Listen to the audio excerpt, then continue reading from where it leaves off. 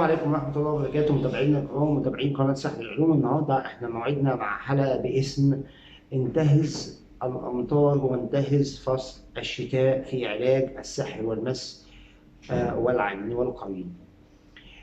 الحلقة بتاعتنا النهارده هنتكلم فيها بكل بساطة عن الاستفادة بماء المطر المتجدد، واللي هيكون مفيد جدا وخصوصا في حالات العين والحسد وأحيانا بعض الأسحار الخفيفة، وحتى إنه مفيد في علاج المس. طب الطريقة هتكون إزاي؟ الأول هكون مجهز معايا زجاجة فيها ماء ماركي. دي تكون جاهزة معايا تحسبا إن الأمطار تسقط في أي وقت. وأول ما هلاقي الجو بدأ يمطر، هنزل أقف في المية وهدلق هذه الزجاجة مع ماء المطر.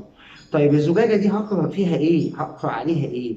هقرأ عليها الفاتحة 7 مرات، آيات الشفاء 7 مرات. آيات الشفاء طبعا كلنا عارفينها اللي هم الست آيات، والمعوذتين 7 مرات، وقل يا أيها الكافرون 7 مرات، وآية الكرسي 7 مرات. يبقى أنا هجهز زجاجة مية هقرأ عليها هذه الأشياء، وأول ما يبدأ المطر في السقوط هقف تحت المطر، وده الشرط بتاعنا تحت المطر، وهقول الدعاء ده وأنا تحت المطر: اللهم إنك قد أقدرت بعض خلقك على السحر والشر، ولكنك احتفظت لذاتك بإذن الضر، فأعوذ بما احتفظت به بما أقدرت عليه بحق قولك، وما هم بضارين به من أحد إلا بإذن الله.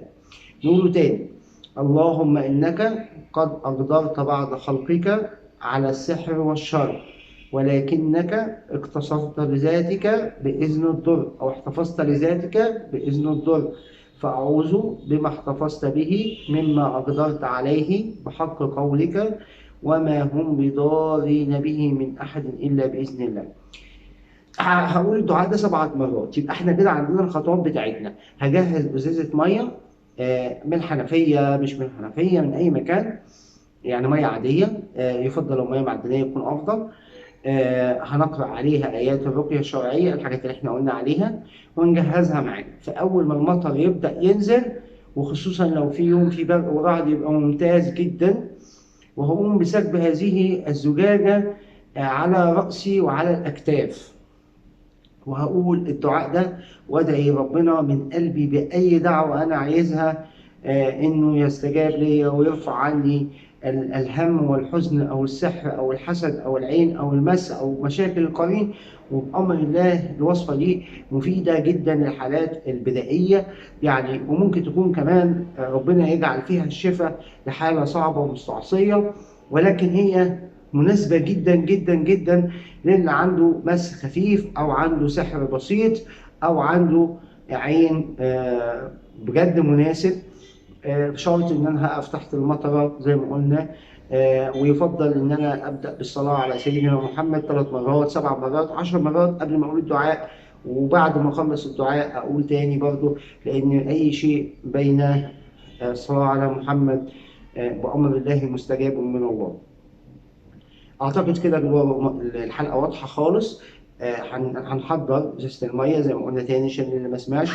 هنحضر ازازه الميه هنقرا عليها ايات الرقيه الشرعيه، وبعدين بعد ما نقرا ايات الرقيه الشرعيه هنجهزها معانا. اي يوم المطر هتنزل هنزل تحت المطر وهقف تحته وهقول الدعاء اللي هو: اللهم إنك قد أقدرت بعض خلقك على السحر والشر، ولكنك احتفظت لذاتك بإذن الضر، فأعوذ بما احتفظت به مما أقدرت عليه بحق قولك، وما هم بضارين به من أحد إلا بإذن الله.